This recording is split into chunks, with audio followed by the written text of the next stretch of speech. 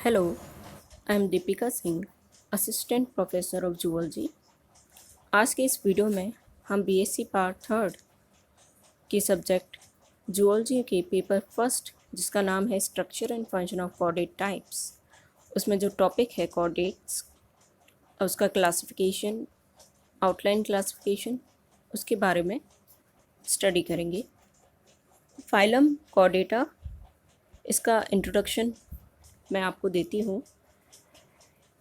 जैसे कि हमने पहले भी जो फाइलम पढ़े थे वो सब नॉन कॉर्डेट्स फाइलम थे, यानी नॉन कॉर्डेट्स जिनमें नोटोकॉर्ड का अभाव होता है, वो नहीं पाई जाती नोटोकॉर्ड, इसलिए उन्हें नॉन कॉर्डेट्स बुलाया जाता है।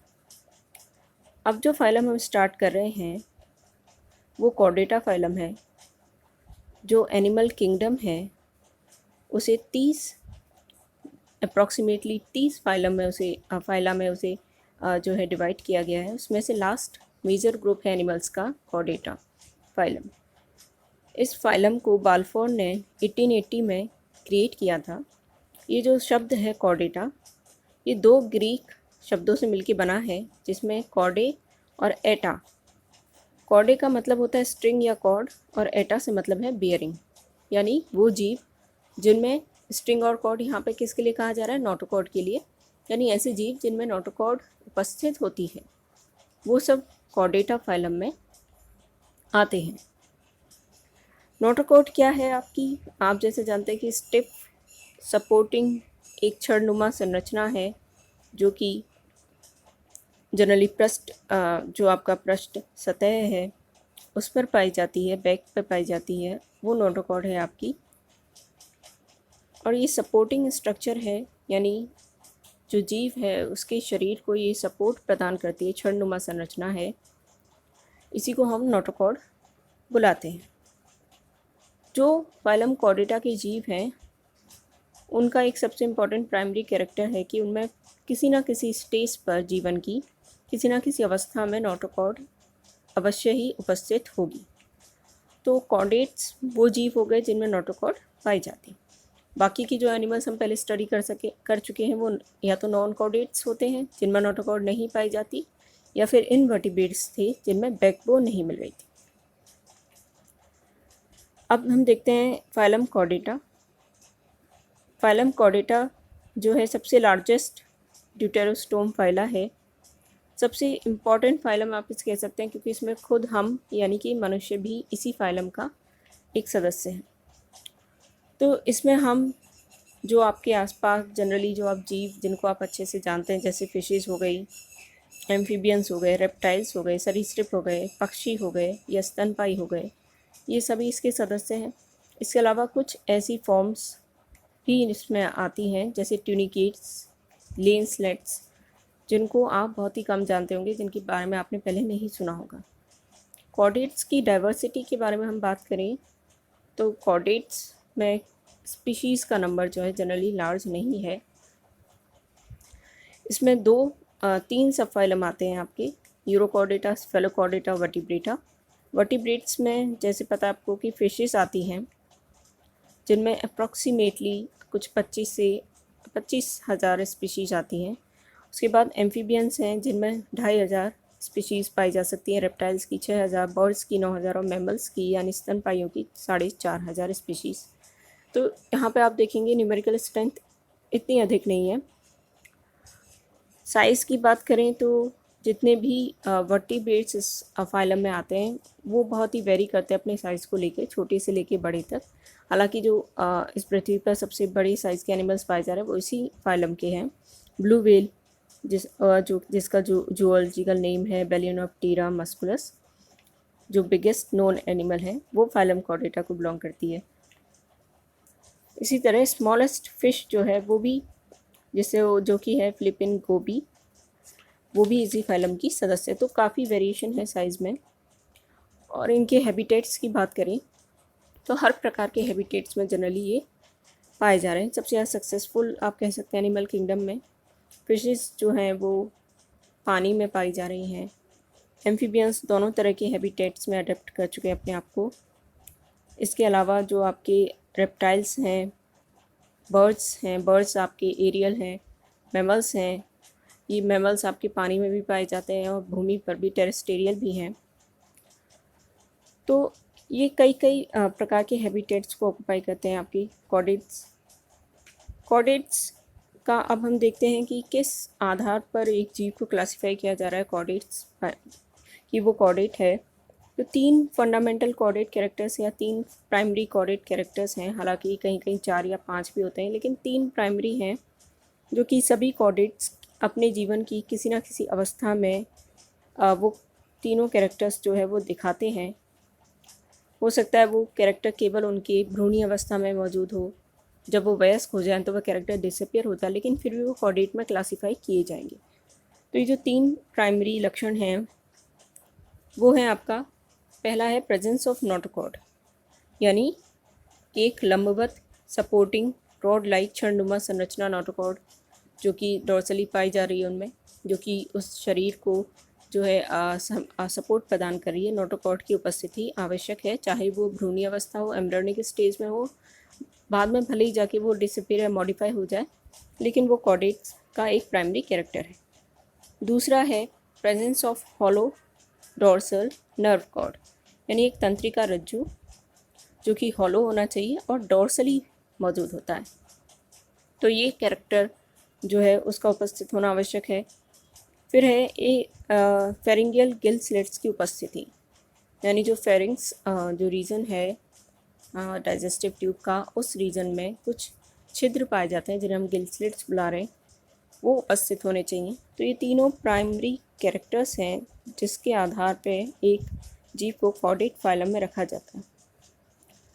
नोटोकॉर्ड या नोटोकॉर्ड की बात करें तो नोटोकॉर्ड को कॉर्डा डॉर्सैलिस भी कहते हैं, क्योंकि वो डॉर्सली पाई जाने वाली एक रॉड लाइक फ्लेक्सिबल स्ट्रक्चर है जो कि पूरी बॉडी की लेंथ पे जनरली पाई जा रही है लंबवत में।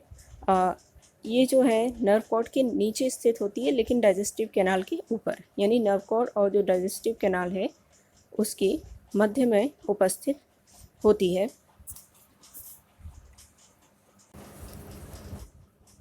इस डायग्राम में जैसा कि आप देख सकते हैं, नोटोकॉर्ड है जो कि डाइजेस्टिव ट्यूब और नर्व कॉर्ड के बिल्कुल बीच में है। नोटोकॉर्ड जो है वो आपकी जो भ्रूण में आर्केंट्रॉन बनती है उसकी जो रूफ है, जो एंडोडर्म की बनी होती है, उससे इसका ओरिजिन होता है। स्ट्रक्चर में देखें या इसकी संरचना में देखें तो ये कई बड़े साइज़ के लार्ज वैक्यूलेटेड नोटोकॉर्डल सेल्स की बनी होती है जिनमें वैक्यूल्स पाए जाते हैं। एक मैट्रिक्स जेल टाइप मैट्रिक्स जो है वो इसे सराउंड करता है और इसके बाहर जो है 2 कवरिंग्स पाई जाती हैं, एक अंदर की जो कि इलास्टिक होती है, एक बाहर की जो कि फाइब्रस होती है। तो ये नोटोकॉर्ड है जो कि एक डायग्नोस्टिक फीचर है कॉर्डेटा का, क्योंकि फाइलम का नाम ही इसके प्रेजेंस के ऊपर रखा गया है। ये एक इंटरनल स्केलेटन या सपोर्ट करने वाली स्केलेटन की तरह आप कह सकते हैं कि ये काम करती है, लेकिन जो ये ज़रूरी नहीं है कि एडल्ट स्टेज में ये हमेशा ही प्रेजेंट हो। उसके बाद जो दूसरा कैरेक्टर है हमारा वो है हॉलो नर्व कॉर्ड का होना। जो सेंट्रल नर्वस सिस्टम है कॉर्डेट्स में वो डॉर्सली मौजूद है। आप देख सकते हैं जैसे ये नर्व कॉर्ड है जो कि डॉर्सली प्रेजेंट है, और ये जो है लॉन्गिट्यूडनल है, हॉलो है, ट्यूबुलर है और नोटोकॉर्ड के जस्ट ऊपर मौजूद है और पूरी बॉडी की लेंथ में एक्सटेंड कर रही है, सिर से लेके टेल तक। ये जो नर्व कॉर्ड है ये आपकी एक्टोडर्म से डिराइव्ड है, जो न्यूरल प्लेट फॉर्म होती है एम्ब्रियो में, उससे ये इसका ओरिजिन होता है। और इसकी जो कैविटी है उसे हम न्यूरोसील बुलाते हैं। वर्टिब्रेट्स में क्या होता है आगे जाकर, ये नर्व कॉर्ड जो है एक ब्रेन, आगे का हिस्सा जो है इसका एंटीरियर हिस्सा, वो एक सेरिब्रल वेसिकल या ब्रेन बना लेता है जो कि क्रेनियम से सराउंड हो जाएगा, जबकि पोस्टीरियर पार्ट जो है इसका स्पाइनल कॉर्ड बना लेता है जो कि वर्टिब्रल कॉलम से सराउंडेड हो जाती है। तीसरा जो कैरेक्टर था वो था फेरिंगियल गिल स्लिट्स की उपस्थिति। सभी कॉर्डेट्स में जीवन की किसी न किसी अवस्था पर पेयर्ड यानी जोड़ी में गिल क्लेफ्ट्स या गिल स्लिट्स पाई जाती है। कहाँ, जो आपका फेरिंग्स है, फेरिंग्स की जो वॉल है उसमें लेटरली साइड्स में दोनों तरफ पेयर्स में कुछ स्लिट्स यानी छिद्र पाए जाते हैं जो कि गिल स्लिट्स कहलाते हैं। माउथ के जस्ट पीछे जो फेरिंग्स वाला हिस्सा होता है गट का, उसमें। इनके अलग अलग नाम भी, इनको कोई फेरिंगियल, ब्रेंकियल या विसेरल क्लेफ्ट्स या पाउचेज भी कह सकते हैं। इनका मेन काम जनरली जो गिल्स से रेस्पायर करते हैं उन कॉर्डेट्स में होता है, जहाँ पर इनके थ्रू पानी या जो वाटर है वो पास होता है।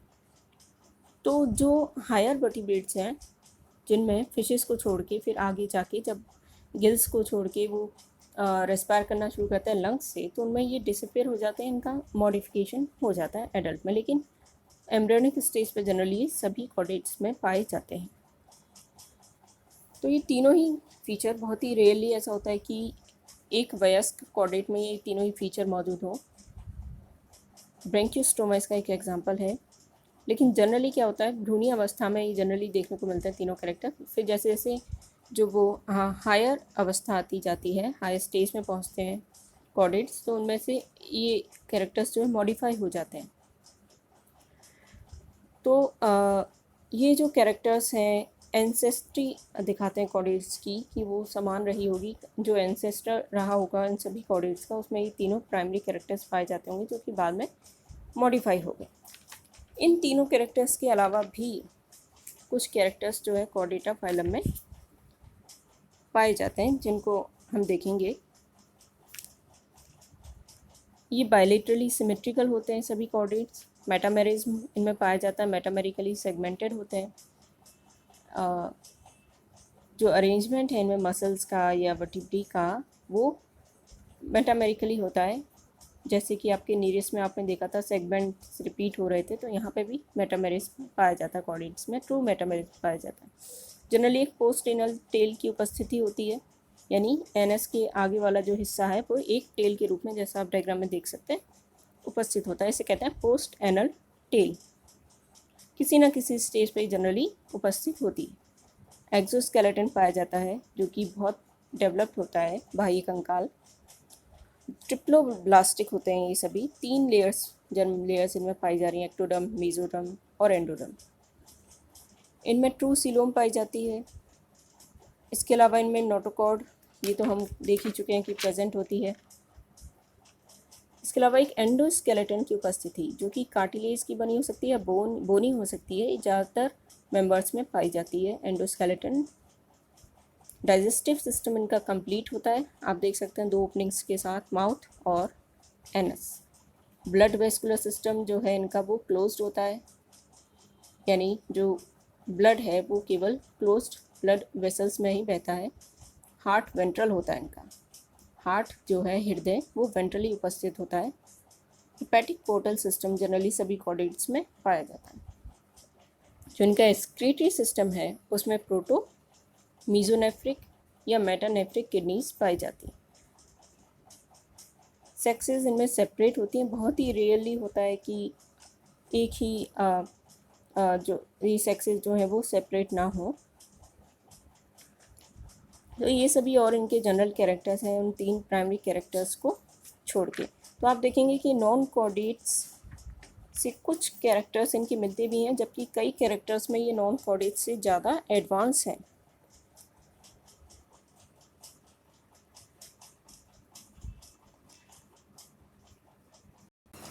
तो ऐसे कैरेक्टर्स जिनमें ये हायर नॉन कॉर्डेट्स को जनरली थोड़े से ये आपस में शेयर करते हैं, वो है इनमें बायलेटरल सिमेट्री का होना। आप देखेंगे जो एनेलिडा, आर्थ्रोपोडा होते हैं, जिन्हें हम हायर नॉन कॉर्डेट्स बुलाते हैं, वो भी बायलेटरल सिमेट्री दिखाते हैं।